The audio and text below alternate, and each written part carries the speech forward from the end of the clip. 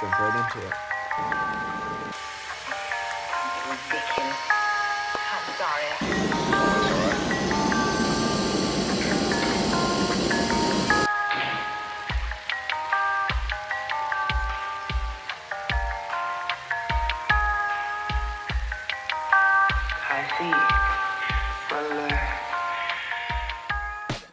What's up, guys? Rainy day today here, but I actually just got the flange for my fender exit downpipe. I'm really excited to build this and put it on. But yeah, so I finally got the flange. After trying to weld this guy on, and this being mild steel, and it just did not want to weld correctly. I was using 309 filler, which is the correct filler, and doing everything right, but this flange just does not like to TIG weld. I think it's meant to be MIG welded, so that goes in the junk box. But I got this flange in. This one's stainless. It's the only one I could find that was stainless. But the issue is, it's for a much smaller pipe than 3-inch. You can see this. Maybe you can. No, I don't think you can, but there's a little lip here where the pipe is supposed to seat. And 3-inch you would like to go inside there, but it doesn't. So you can see the whole flange fits inside the 3-inch. So today I'm going to be showing you guys how to weld gaps and how to make it look nice. So first thing I want to show you is how I got this in here and lined up. The gap isn't perfect. It's mostly square, not perfectly, but I fitted it up on the truck and everything fits right, so we're gonna just go with it.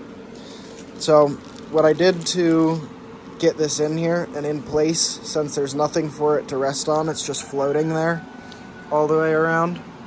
I had the flange out and I just layered this over as many times as I thought was good to get the right gap, and I wrapped it around that and then slid it in to the right depth, and it held it there for me so I could get a tack on it, and then I pushed it in and pulled it out the hole. So if you ever got to do something like that, just do it that way. And so I got a few tacks on here, and then I fitted it up on the truck, but I'm going to show you guys how to weld something like this and how to make it look actually not like shit with the big gap, and how to make it strong so that it's something that's going to last. So we're prepped. We're ready to weld. Well, ready to get started welding. I'm going to show you guys the process that I do here. Alright guys, so the strategy we're going to be working with today to fill this gap and make it look nice is one I used to not really like. I thought it was, for some reason, I just thought it was kind of janky. Thought it wasn't, the most professional way to be doing it. But over time, I've seen people that really know what they're doing it. I've seen it done in professional, structural, like flange weld situations, like in sanitary pipe and stuff like that. Pipelines, I guess not pipelines, but where they're doing TIG on heavier pipe. And it actually, it seems to work well, so I'm going to be using it. I have used it, and I'm going to use it here. Alright. So, what we're going to do is place tacks very frequently all the way around this edge. So, do that, and then we'll show you guys what this.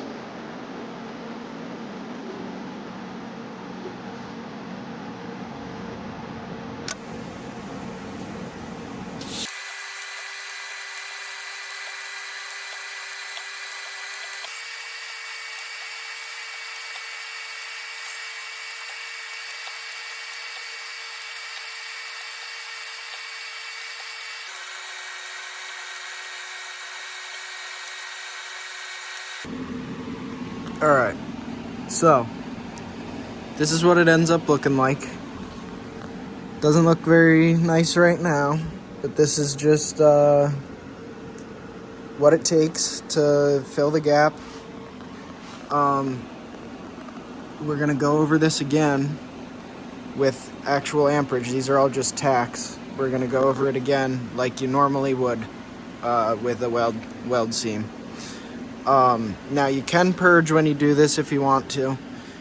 If you've got good control over your heat, you know, getting in there quick and getting out, then you don't have to, but it is not a bad idea to purge, especially if you're worried about being a little heavy on the pedal. There were a couple of times, like right there, and also over here, where I had already, from trying to weld that mild steel flange on, I had a bad spot where it blew out this piece of pipe on the edge.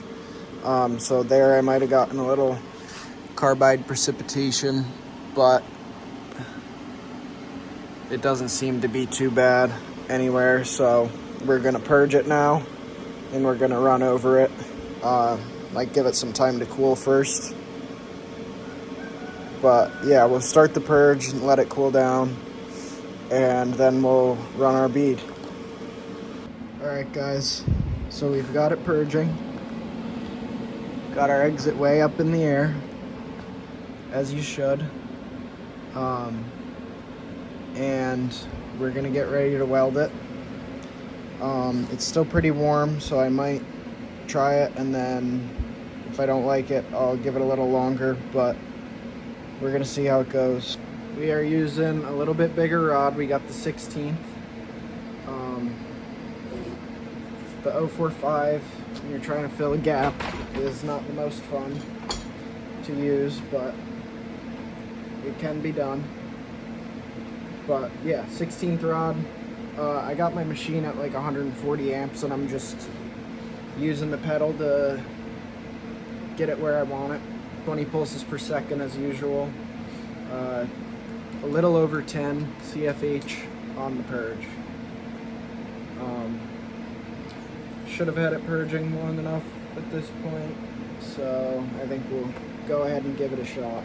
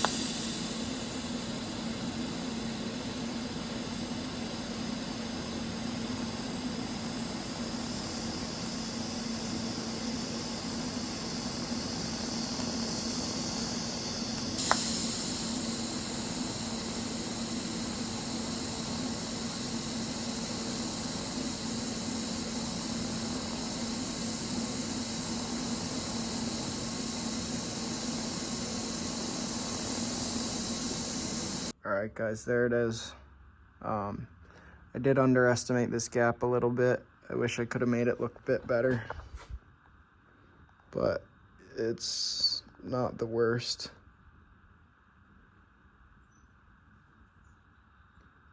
It'll do. So if you're looking for a way to bridge a gap like that, give that strategy a try. It works pretty well. Just be careful of your bead profile and get a nice even gap, nice even tacks, and you should be good. Thanks for watching, guys. I'll see you in the next one.